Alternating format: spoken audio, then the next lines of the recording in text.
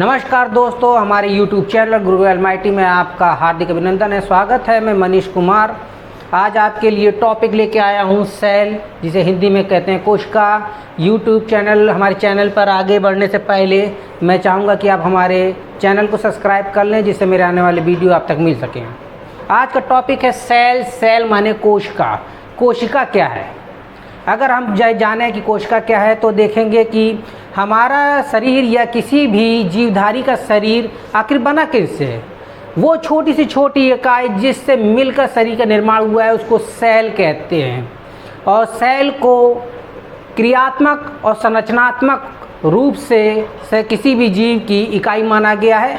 और क्यों इकाई माना गया है इसको मैं डिस्क्राइब करता चलता हूँ। फंक्शनल यानी कि क्रियात्मक, यानी कि काम करने के ढंग से। काम करने के ढंग से का मतलब है कि जिस तरीके से मैं भोजन करता हूँ, जीव भोजन करते हैं, उसी प्रकार से एक सेल भी भोजन करती है। जिस प्रकार से एक जीव वृद्धि करता है, सेल भी वृद्धि करती है। जिस प्रकार से भोजन का पाचन एक जीव करता है, उसी प्रकार से सेल भी तो भोजन का पाचन करती है। जिस तरीके से प्रजनन है तो एक मनुष्य या एक जीव करता है, उसी प्रकार से सेल भी अपना प्रजनन करती है। तो हर वो चीज़ जो एक जीवधारी में होती है, वो सारी क्रियाएं जो है सेल्स में होती हैं। इसलिए फंक्शनल रूप से एक जीव की इकाई है। इसके बाद बात करें स्ट्रक्चर रूप से, तो मैंने जो कि पहले ही बताया कि जीव चाहे एक कोशिका का हो चाहे वो कोशिका का बना हो, जितनी दुनिया में जितने भी जीव होंगे सभी सेल से बने होंगे। जो एक कोशिका का जीव है वो एक कोशिका से बना होगा। जो बहुत कोशिका के बने हुए जीव होंगे तो सेल यानी कोशिका भी कोशिका से बनेंगे। ऊतक से बनेंगे अंग, और अंग से बनेंगे अंग तंत्र। पूरी प्रोसेस में हर प्रकार से सेल ही पूरे होल बॉडी का निर्माण करती है। इसीलिए सेल को फंक्शनल और स्ट्रक्चर रूप से किसी भी जीव की इकाई माना गया है।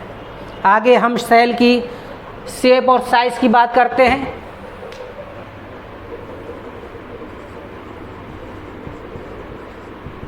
शेप तो दोस्तों बताते चलें कि शेप कोशिका का, किसी भी तो कोशिका का शेप एक निर्धारित शेप नहीं है। अलग अलग जीवों में और अलग अलग जगह कोशिकाओं में का जो शेप है वो अलग अलग हो सकता है। अगर हम मनुष्य की बात ले लें, हम अपनी बात ले लें, तो एक जीव की जो कोशिका है वो लगभग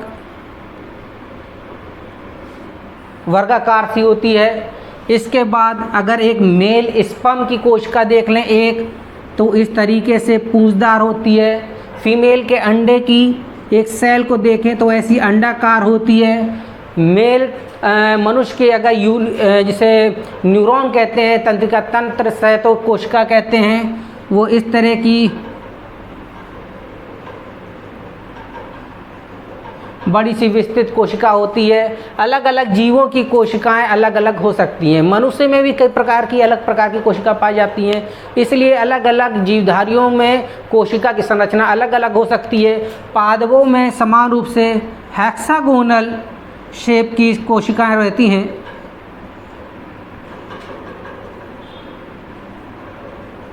इस तरह की। अगर साइज की बात की जाए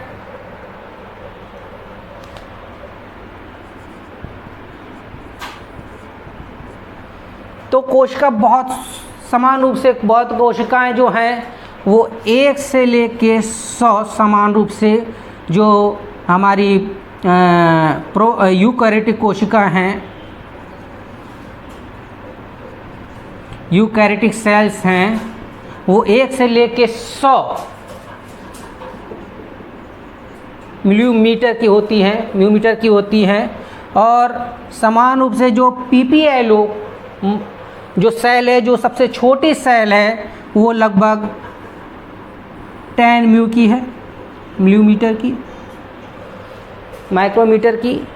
और सबसे बड़ी सेल जिसको ऑस्ट्रिच का एक अंडा है, ऑस्ट्रिच का अंडा, वो लगभग 15 सेंटीमीटर डायग्राम का होता है। कौन सा? ऑस्टिस एग। आगे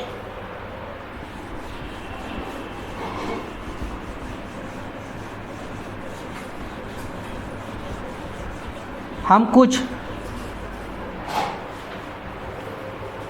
पॉइंट्स को नोट्स करते हैं। ये पॉइंट बहुत ही इम्पोर्टेंट है सेल के विषय में।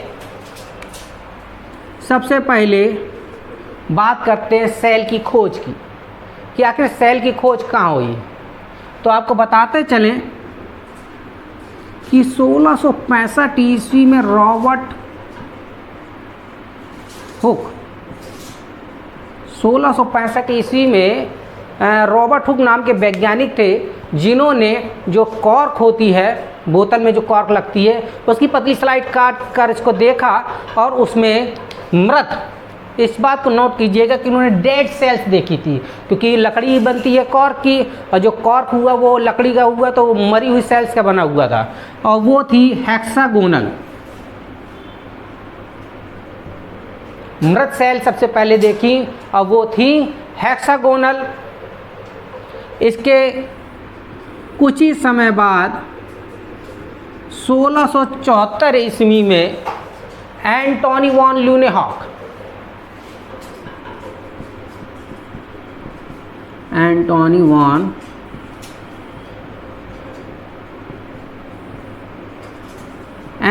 ल्यूनेहॉक ने सबसे पहले जीवित कोशिकाओं को देखा। इन्हीं ने बैक्टीरिया सेल्स को सबसे पहले देखा और स्पायरोगायरा सेल्स को सबसे पहले देखा। तो जीवित सेल देखने का सबसे बड़ा पहले श्रेय जाता है एंटोनी वॉन ल्यूनेहॉक को। इसके बाद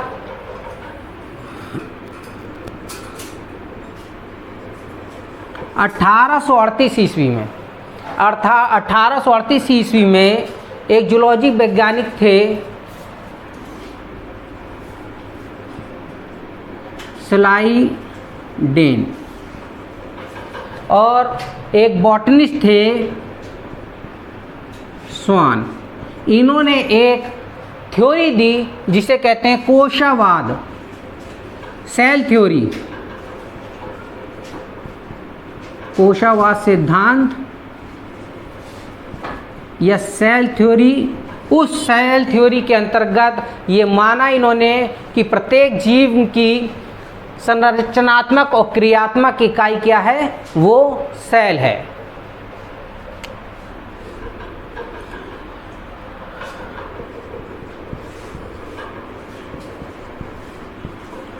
विज्ञान की वह शाखा जिसमें सेल का अध्ययन किया जाता है उसको साइटोलॉजी कहते हैं। विज्ञान की वह शाखा जिसमें सेल का अध्ययन किया जाता है उसको साइटोलॉजी कहते हैं।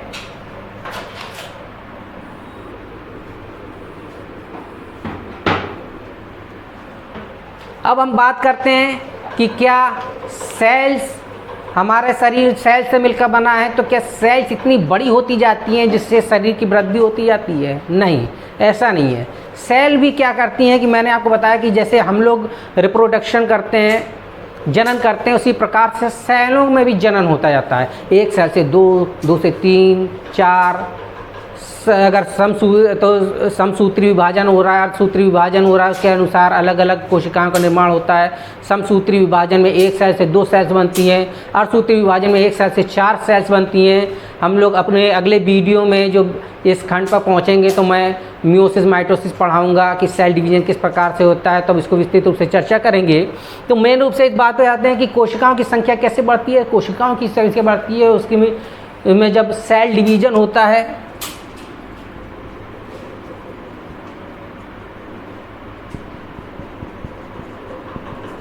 सेल डिवीजन, और सेल डिवीजन 2 प्रकार का होता है। पहला माइटोसिस या इसे सोमेटिक डिवीजन भी कहते हैं, कायिक जनन हिंदी में। दूसरा होता है मियोसिस। माइटोसिस और मियोसिस। मियोसिस माने अर्धसूत्री विभाजन। अर्धसूत्री विभाजन में एक सेल से 4 सेल्स का निर्माण होता है।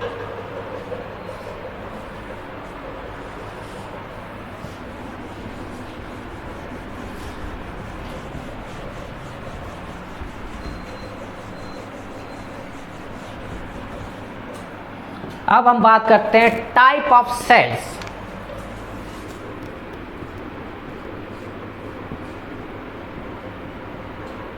टाइप ऑफ सेल, सेल कितने प्रकार की होती हैं दोस्तों?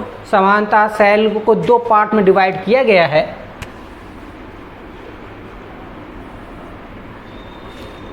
पहली प्रोकैरियोटिक सेल, दूसरा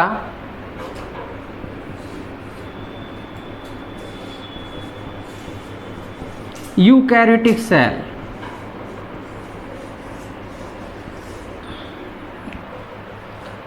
अगर कुछ चीज़ें मैं आपको बताते चलूं विज्ञान में, जहां प्रो शब्द आ जाए, प्रो माने प्रिमिटिव, प्रिमिटिव माने प्राचीन, यानी कि प्राचीन, कैरियोटिक माने केंद्रक। केंद्रक, केंद्रक क्या होता है? सेल के बीच में, ये सेल है, सेल के बीच में एक केंद्रक पाया जाता है जिसकी खोज रॉबर्ट ब्राउन ने किया था। तो प्रोकैरियोटिक यानी कि पुराने प्रकार का कह रहे तो केंद्रक।